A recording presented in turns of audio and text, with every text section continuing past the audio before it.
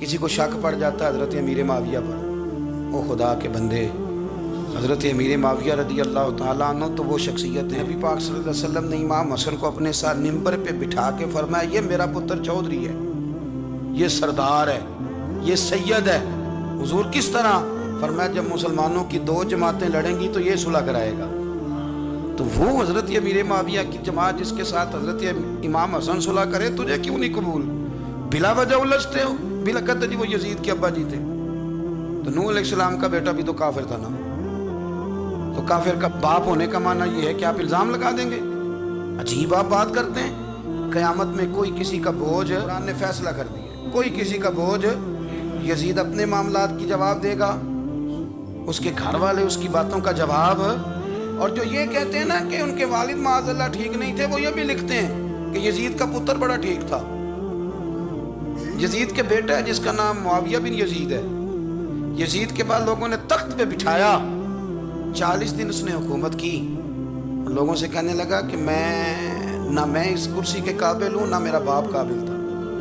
یزید کا پتر فرمایا نہ میں اس قابل ہوں، نہ میرا ابا قابل تھا، میں اس کرسی پہ کیسے بیٹھوں جس کے پایوں میں محبوب کی اولاد کا خون ہو؟ تلاش کر لو کوئی اپنا امیر، 40 دن کے اندر بندہ تلاش کر لو، میں اس قابل نہیں۔ تم یہ تو لکھتے ہو اس کے بیٹے کے بارے میں، یہ کیوں نہیں مانتے کہ حضرت امیر معاویہ کے ساتھ امام حسن نے صلح کی؟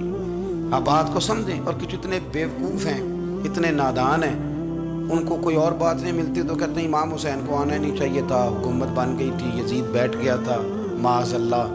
پتہ ہے حضرت عبداللہ بن زبیر کیا فرماتے تھے؟ فرماتے تھے ہم تو یزید کے خلاف اس وقت نکلے کہ ہمیں یقین ہو، یہ اس بندے کی بات بتا رہا ہوں جسے گٹی میرے نبی پاک نے لواب دہن سے عطا فرمائی، لواب دہن سے گٹی دی رسول کریم۔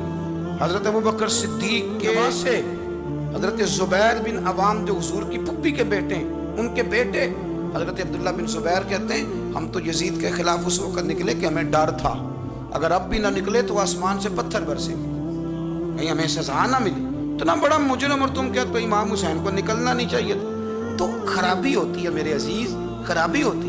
آپ کو پتہ ہے میں ان مسائل پر کم بات کرتا ہوں لیکن ضروری بڑا سمجھتا ہوں، میں سمجھتا ہوں یہ ضروری چیزیں۔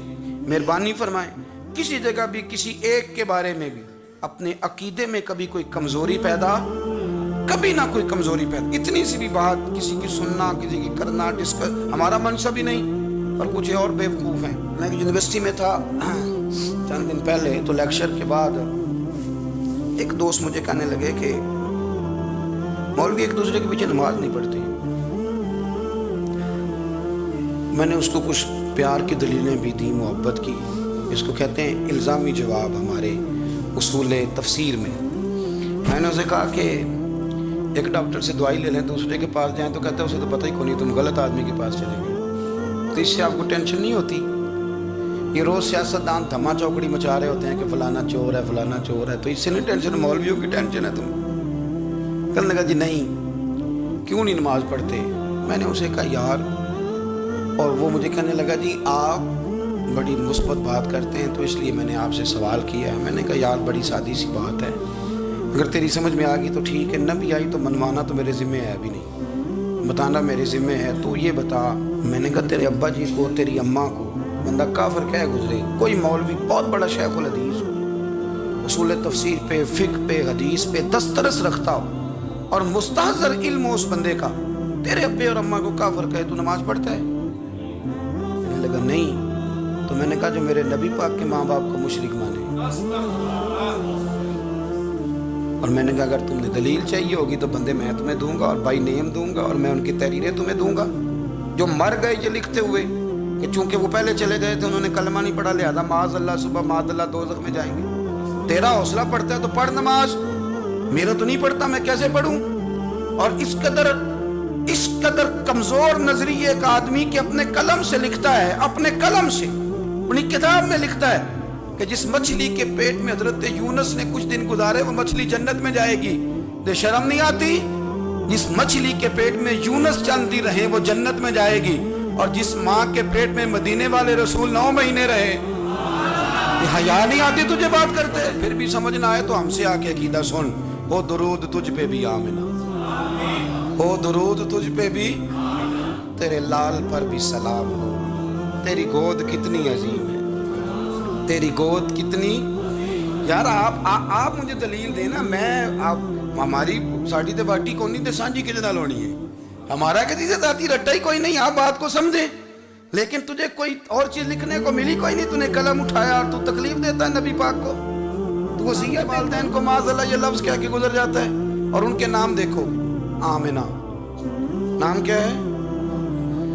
آمنہ. آمنہ نام کافروں جیسے ہے. اور والد کا نام کیا ہے؟ سبحان اللہ. عبداللہ کا معنی ایک کافروں جیسا نام ہے. مت ماری ہے.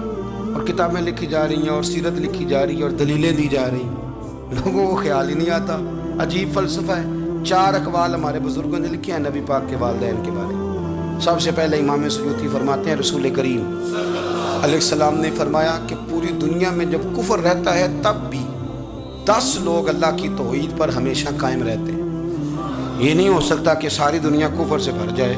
فرماتے ہیں میرے محبوب کے والدین بھی ان 10 لوگوں میں شامل ہیں. حضور کے والدین بھی ان.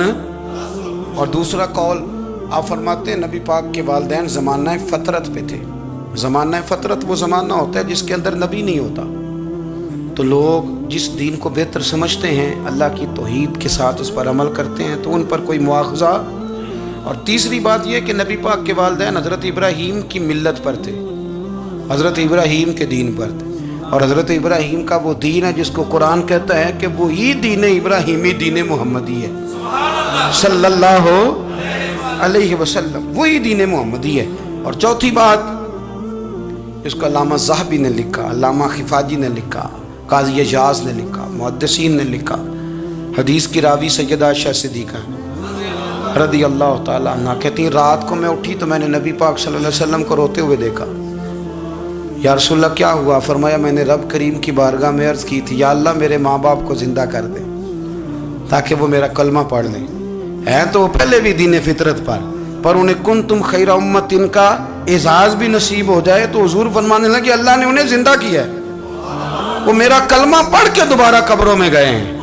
تو امام سیوطی فرماتے ہیں کہ وہ نبی پاک علیہ السلام کی امت کا اعزاز بھی اللہ نے انہیں عطا کر دیا ہے.